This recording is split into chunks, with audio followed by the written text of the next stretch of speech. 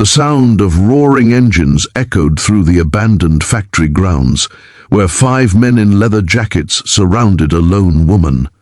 Their laughter bounced off the cold steel walls as dust swirled beneath their boots. She stood tall, calm, composed, her hands relaxed at her sides, yet there was something in her eyes that made even the light seem hesitant to touch her. Beneath the flickering light above, her presence radiated quiet power. She wasn't just another woman caught in the wrong place. She was something else, something far beyond their understanding, and by the time they realized who she truly was, it would be far too late. If you believe in kindness, courage, and second chances, then make sure to like, comment, share, and subscribe to the channel. Because stories like this remind us that true strength often hides behind the calmest eyes. Her name was General Evelyn Grace, though no one outside the defense world would recognize it anymore. Years ago, she had been one of the youngest and most decorated female generals in her country's special forces, a strategist whose mind could outmaneuver entire armies, a fighter who led missions deep behind enemy lines, and a protector whose compassion for her soldiers made her legendary. But war changes everything. The last operation she led ended in blood and betrayal. Her entire unit was ambushed, and though she saved hundreds of civilians that day, she lost her closest comrades. Haunted by what happened, Evelyn left the army quietly, disappearing into a small industrial town where no one knew her past. She worked at a mechanic shop, kept her head down, and tried to rebuild a life that no longer made sense. But peace rarely stays with those who have walked through hell. That morning had started like any other. Evelyn was tuning up an old pickup truck when she noticed a black van pulling into the factory lot across the street, a place that had been abandoned for years. Inside were 5 men known around town for trouble, loan sharks, extortionists, the kind of people who preyed on the weak. Lately, they had been targeting local shopkeepers, forcing them to pay protection fees. Evelyn had warned them once to leave the people alone, quietly and respectfully. But bullies, as she had learned long ago, mistake silence for fear. By evening, they came for her. They cornered her as she was locking up the garage, mocking her, circling her like vultures. One of them, tall, tattooed with a cruel grin, reached out and tilted her chin with his tattooed hand, his friends laughing in the background. They thought she was just a woman with strong words and nothing behind them. They didn't know her past, her scars, or the fire buried beneath her calm expression. She looked him in the eyes, unflinching. That look alone should have warned him.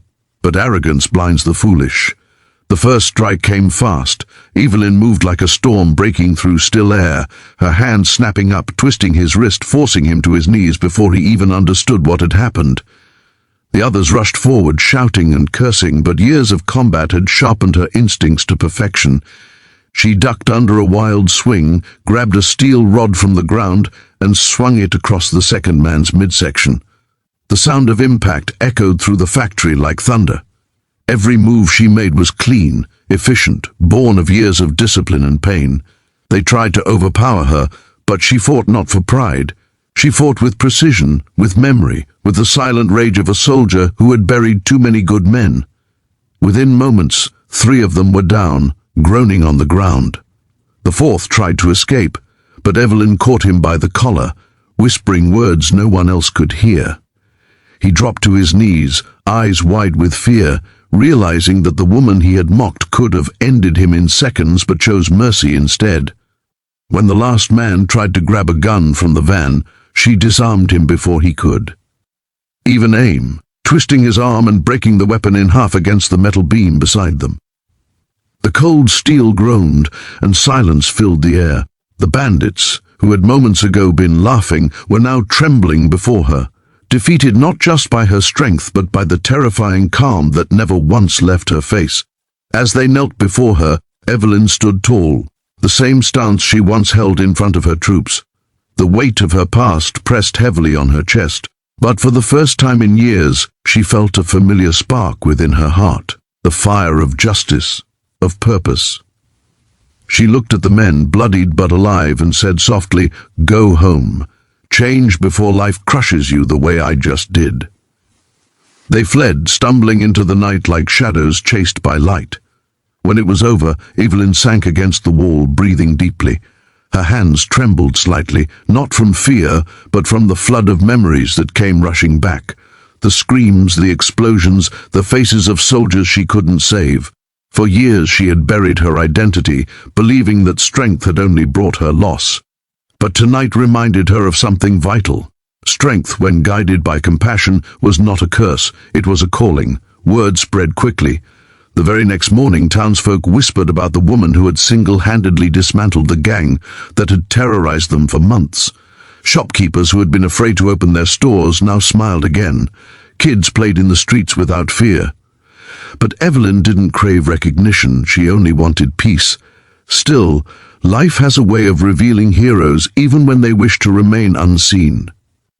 Days later, an old friend from the military arrived at her garage, a man she thought had perished in that last mission. He told her something that left her stunned.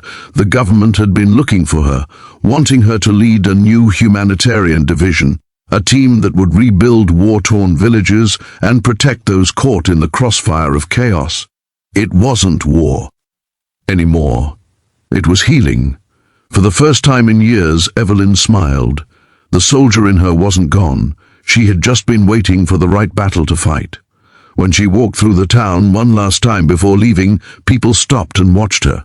Not with fear, but with gratitude. The same men she had defeated that night showed up too, humbled, offering apologies. They had turned themselves in and were now working community labor as part of their sentence. Evelyn didn't say much, only nodded. Deep down she hoped that maybe, just maybe, mercy could change even the hardest hearts. That night, she stood beneath the quiet sky, the wind brushing against her hair, and thought about how life had brought her full circle. She once believed she was broken, just a soldier lost in the ruins of her own guilt. But life has a strange way of restoring what pain destroys. Sometimes you have to lose everything before you find your true self again. If this story touched your heart, if it reminded you that inner strength comes from compassion, not cruelty, please like, comment, share, and subscribe to the channel. Your support helps us bring more powerful, real-life inspired stories to life.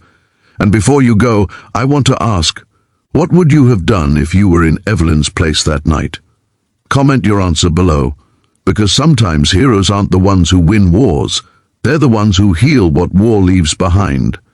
Evelyn walked away from the factory as dawn broke, her shadow long against the rising sun.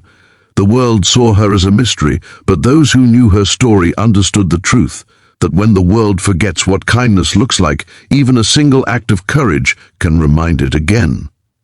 She wasn't just a general, she was a reminder that no matter how dark things get, light always finds its way through the cracks.